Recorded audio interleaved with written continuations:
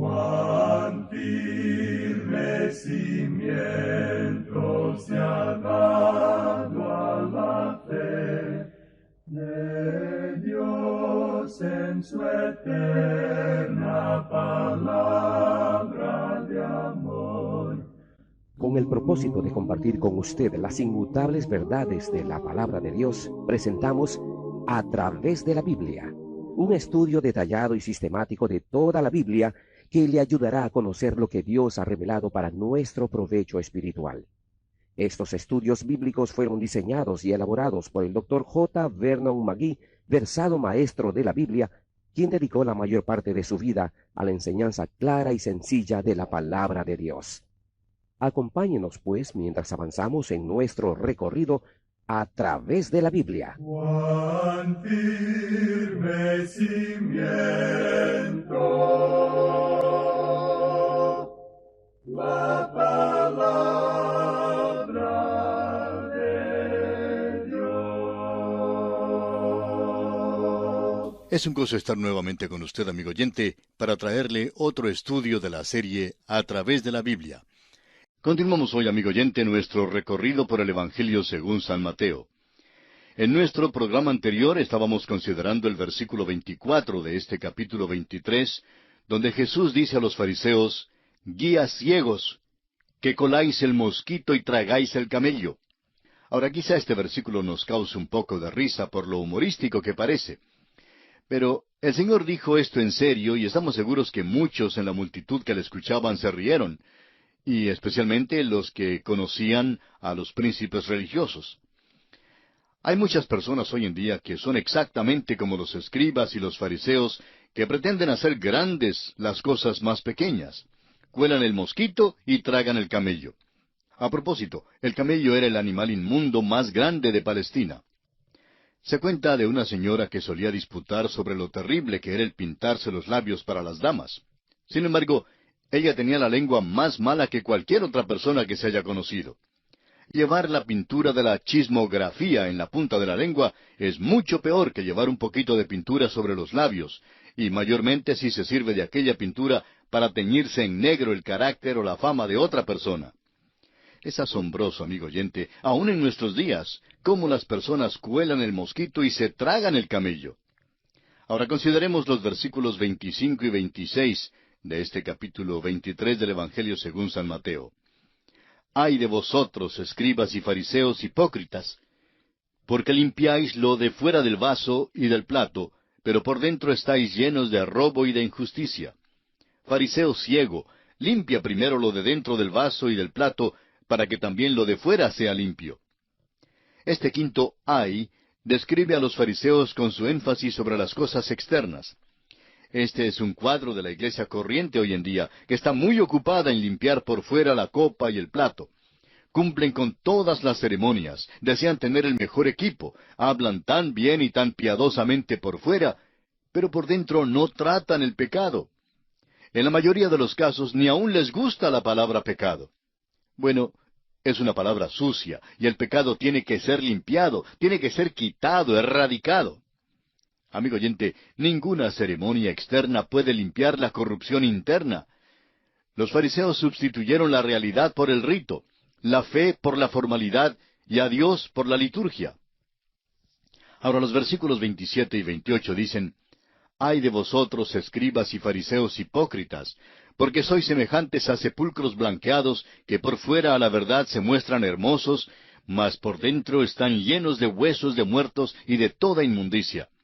Así también vosotros por fuera, a la verdad os mostráis justos a los hombres, pero por dentro estáis llenos de hipocresía e iniquidad». Esta es una forma figurativa de hablar muy espantosa. Los fariseos son un cuadro de la copa y el plato que están limpios por fuera, pero sucios por dentro. También es un cuadro de la iglesia organizada de hoy en día, y desafortunadamente es también un cuadro del llamado cristiano común y corriente. Muchos de los que se autodenominan cristianos son de un mármol muy bello por fuera, pero por dentro no son más que huesos muertos. Están muertos en sus delitos y pecados. tienen la apariencia de piedad, pero niegan la eficacia de aquel poder que es capaz de tomarlos, regenerarlos y hacerlos una nueva creación en Cristo Jesús. Amigo oyente, mientras usted no acuda a Cristo como pecador y le pida el perdón de sus pecados, el hecho de que usted sea miembro de alguna iglesia queda nulo y sin valor. Usted no es nada más que un hipócrita. Eso es lo que dice el Señor aquí en este pasaje. Se dice que la mayoría de la gente hoy en día es miembro de alguna iglesia. Sin embargo, cada vez que usted entra a algún lugar público, puede notar que el 99% de la gente toma bebidas alcohólicas, usa profanidad, cuenta chistes indecentes y vive como vive el resto del mundo. Y amigo oyente, es que hay muchos sepulcros blanqueados que caminan hoy en día. Son cementerios ambulantes, unos zombis, muertos en sus delitos y pecados. Como usted ve, el Señor está usando aquí un lenguaje drástico, enérgico. Continuemos ahora con los versículos 29 al 33 de Mateo capítulo 23. Ay de vosotros, escribas y fariseos hipócritas, porque edificáis los sepulcros de los profetas y adornáis los monumentos de los justos, y decís, si hubiésemos vivido en los días de nuestros padres, no hubiéramos sido sus cómplices en la sangre de los profetas. Así que dais testimonio contra vosotros mismos de que sois hijos de aquellos que mataron a los profetas. Vosotros también llenad la medida de vuestros padres. Serpientes, generación de víboras, ¿cómo escaparéis de la condenación del infierno? El Señor acusa a los escribas y fariseos de tener la misma naturaleza perversa de sus padres. Creían que edificando y adornando los sepulcros de los profetas asesinados se quitaban la responsabilidad de aquellos asesinatos. Pero Jesús está diciendo que sus hechos comprobaban lo opuesto, porque edificando los sepulcros estaban terminando lo que sus padres habían comenzado. Jesús conocía lo que estaba en sus corazones y sabía que conspiraban su muerte. Muchas personas creen que por ser Jesús tan benigno y amable, nunca podría haber golpeado súbita y violentamente una mosca ni aplastado una uva. Esto simplemente no es verdad. El Señor llama a estos escribas y fariseos serpientes y víboras. Amigo oyente, ¿conoce usted otro lenguaje que sea más drástico que este? El Señor dice que estos hombres son hijos de víboras. Esto es devastador para aquella doctrina que enseña la hermandad universal del hombre y la paternidad universal de Dios. Amigo oyente, Dios no lo reconocerá a usted como su amigo, ni mucho menos como su hijo, si usted persiste en rechazar a Jesucristo, el unigénito Hijo de Dios. La única manera de llegar a ser hijo de Dios es recibiendo, creyendo en Jesucristo como su Salvador personal. El apóstol Juan, en el primer capítulo de su Evangelio, versículo 12, manifiesta con toda claridad, mas a todos los que le recibieron, a los que creen en su nombre, les dio potestad de ser hechos hijos de Dios. En estos versículos el Señor habla en términos drásticos. Jesucristo vino a la tierra para morir por nuestros pecados porque nos ama. Pero si usted, amigo oyente, lo rechaza, Él llegará a ser su juez. Leamos ahora los versículos 34 al 36 del capítulo 23 de Mateo. Por tanto, he aquí yo os envío profetas y sabios y escribas, y de ellos a unos mataréis y crucificaréis, y a otros azotaréis en vuestras sinagogas, y perseguiréis de ciudad en ciudad, para que venga sobre vosotros toda la sangre justa que se ha derramado sobre la tierra, desde la sangre de Abel el justo hasta la sangre de Zacarías, hijo de Berequías, a quien matasteis entre el templo y el altar. De cierto os digo que todo esto vendrá sobre esta generación. Profetas, sabios y escribas son términos muy conocidos para estos oyentes del Señor. La persecución de estos hombres por los fariseos aumentaría así su culpa, de tal manera que el Señor tuvo que enviar el juicio divino sobre aquella generación de la nación. Todos los asesinatos en el Antiguo Testamento, desde Abel en el capítulo 4 de Génesis, versículo 8, hasta Zacarías, segundo libro de Crónicas, capítulo 24, versículos 20 al 22. Y las lecciones que enseñan estos relatos no lograron producir impresión alguna sobre estos príncipes religiosos. Rehusaron arrepentirse de sus malos caminos y así eran culpables ante Dios. No nos olvidemos que solo unos pocos años después de que el Señor habló estas palabras, Jerusalén fue destruida. Leamos ahora los versículos 37 y 38. Jerusalén, Jerusalén, que matas a los profetas y apedreas a los que te son enviados. ¿Cuántas veces quise juntar a tus hijos como la gallina junta a sus polluelos debajo de las alas, y no quisiste? He aquí vuestra casa os es dejada desierta. Jerusalén rechazó a Jesucristo en su entrada a esta gran ciudad. Ahora el Señor rechaza a Jerusalén. Pero el Señor todavía ama a estas personas, aunque las ha denunciado, y aquí Él llora. En el Antiguo Testamento Jeremías dio el mensaje más fuerte a los judíos, y luego lloró. Aquí el rey rechaza en forma definitiva a Jerusalén, la ciudad del rey. Al salir el Señor Jesucristo del templo en Jerusalén, por última vez, les dijo que su casa les era dejada desierta. Un templo del cual Dios se aparta ya no es más casa de Dios, sino solo casa de hombres. El Señor era la gloria, el Shekinah que se había aparecido, pero ahora se estaba apartando, y Kabod, traspasada es la gloria de Israel. Cita del primer libro de Samuel 4:21. Ahora el versículo 39 de Mateo 23 dice, Porque os digo que desde ahora no me veréis hasta que digáis, bendito el que viene en el nombre del Señor. Se terminó el ministerio público del Señor. Este versículo es una referencia clara a la segunda venida de Cristo a la tierra para establecer su reino. Podemos referirnos a Isaías capítulo 11, a Jeremías capítulo 23 versículos 5 al 8, y a Zacarías capítulo 14 versículos 4 al 21. Cuando venga el Señor la segunda vez a la tierra, los judíos como nación lo recibirán con regocijo y aceptarán entonces a su Mesías que antes rechazaron. Y así, amigo oyente, concluimos nuestro estudio del capítulo 23 del Evangelio según San Mateo. Y ahora entramos al estudio del capítulo 24. En este capítulo, los discípulos hacen a Jesús 3 preguntas, y Él contesta 2 de ellas con respecto a la señal del fin de la edad y la señal de su venida. Los capítulos 24 y 25 de San Mateo, conocidos como el discurso del Monte de los Olivos, constituye el último de los 3 discursos principales de Jesús en este Evangelio. Estos discursos son, primero, la constitución del reino, o sea, lo que comúnmente conocemos como el Sermón del Monte, en los capítulos 5 al 7 de San Mateo. Y allí se dan las éticas del reino. En segundo lugar, la continuación del reino, o sea, el discurso de las parábolas de los misterios en el capítulo 13 de San Mateo. Y allí tenemos la enunciación del presente estado del reino. Y en tercer lugar, la conclusión del reino, o sea, el discurso del Monte de los Olivos, que consideraremos en los capítulos 24 y 25 de San Mateo. Aquí también se da a conocer la escatología, o sea, el futuro del reino. Se les llama a estos discursos los discursos principales por razón de su extensión, contenido y propósito. Después de que Jesús anunció al final del capítulo 23 que Jerusalén no le vería más hasta su regreso, en aquel tiempo cuando ellos dirían, bendito el que viene en el nombre del Señor, sus discípulos quedaron perplejos, pues esperaban la instauración del reino y no tales palabras. Más tarde le llamaron la atención a Jesús en cuanto a los edificios del templo. Luego Jesús los asustó aún más al afirmar que no quedaría allí piedra sobre piedra. Esto produjo muchas preguntas en sus mentes. Vinieron pues a Jesús con 3 preguntas relacionadas con su perplejidad. El discurso del Monte de los Olivos es la respuesta que Jesús dio a estas 3 preguntas de sus discípulos. Dinos, primero, ¿cuándo serán estas cosas? En segundo lugar, ¿qué señal habrá de tu venida? Y en tercer lugar, del fin del siglo o de la edad.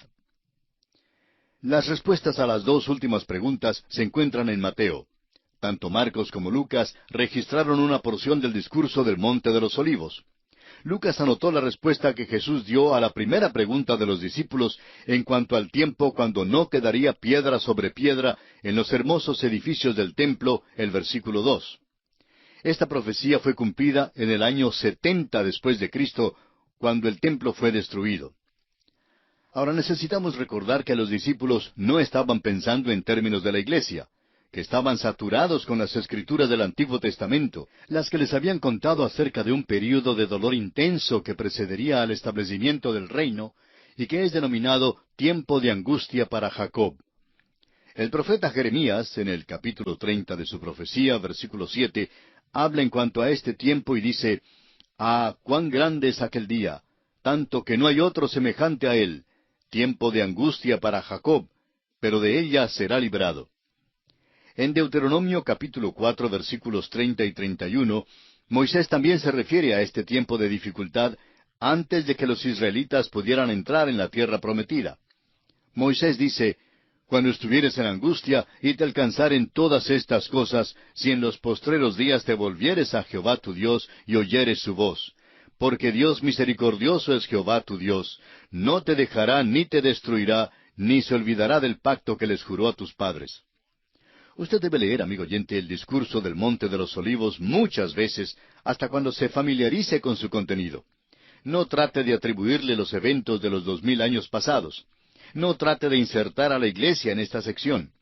Jesús positivamente no habla aquí en cuanto a la iglesia, sino que contesta las preguntas de los discípulos, quienes están solo pensando en cuanto al establecimiento del reino de los cielos.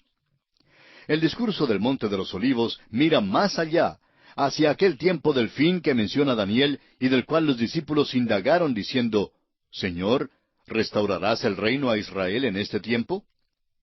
Muchos versículos exponen claramente que este discurso toca a Israel y a los gentiles y no a la iglesia. Algunos eventos en el principio del discurso son contemporáneos con la iglesia, pero aun estos no son términos sinónimos a ella. El libro de Daniel, el discurso del Monte de los Olivos y el libro de Apocalipsis combinados dan un cuadro multifacético de las profecías relacionadas con la venida de Cristo para establecer su reino. Cabe recordar aquí la segunda carta del apóstol Pedro, capítulo 1, versículo 20, donde dice, «Entendiendo primero esto, que ninguna profecía de la Escritura es de interpretación privada». Nuestro Señor ahora ha denunciado a los príncipes religiosos. Ha vuelto la espalda a Jerusalén y les ha dicho a sus habitantes que su casa, o sea, el templo, quedaría desierta. Leamos entonces los primeros 2 versículos de este capítulo 24 de Mateo. Cuando Jesús salió del templo y se iba, se acercaron sus discípulos para mostrarles los edificios del templo. Respondiendo él les dijo, «¿Veis todo esto? De cierto os digo que no quedará aquí piedra sobre piedra que no sea derribada». Los discípulos estaban turbados por el lamento de Jesús sobre Jerusalén con el uso de la palabra fuerte, «He aquí vuestra casa os es dejada desierta», en el versículo 38 del capítulo anterior. Querían entonces dirigir su atención hacia la hermosura del templo, el cual estaba lejos de ser desolado. Luego Jesús los afligió más con la declaración tocante a la destrucción venidera de Jerusalén. Los discípulos miraron el templo de Herodes, el cual después de unos 40 años de construcción todavía no estaba completo y parecía todo menos desolado. Los discípulos, sin embargo, no vieron las cosas como las vio el Señor Jesús, quien podía ver más allá del tiempo presente. Amigo oyente, ¿ve usted su ciudad natal hoy en día como Dios la ve? Realmente nosotros no miramos al mundo hoy en día como Dios lo ve. Se están desvaneciendo los centros culturales, las escuelas, los rascacielos. Todas las grandes ciudades están bajo el juicio de Dios y todas se desvanecerán. ¿Vemos nosotros estas cosas cuando contemplamos nuestro mundo de hoy? Veamos ahora las 3 preguntas que los discípulos hacen a Jesús. Y aunque no tenemos tiempo para entrar en una explicación detallada de las mismas, vamos por lo menos a mencionarlas. Leamos entonces el versículo 3 de este capítulo 24 de Mateo. «Y estando él sentado en el monte de los olivos, los discípulos se le acercaron aparte, diciendo, Dinos, ¿cuándo serán estas cosas, y qué señal habrá de tu venida y del fin del siglo?» Al sentarse el Señor en el monte de los olivos, motivo por el cual esta sección se llama el discurso del Monte de los Olivos, sus discípulos vinieron a él con 3 preguntas que habían surgido en sus mentes con respecto a sus declaraciones en cuanto a Jerusalén. En primer lugar, ¿cuándo serán estas cosas? Cuando no quedará piedra sobre piedra. En segundo lugar, ¿qué señal habrá de tu venida? La respuesta a esta pregunta se encuentra en los versículos 23 al 51. Y en tercer lugar, ¿qué señal habrá del fin del siglo? La contestación a esta pregunta se encuentra en los versículos 9 al 22. Como dijimos anteriormente, entraremos en más detalle en nuestro próximo programa.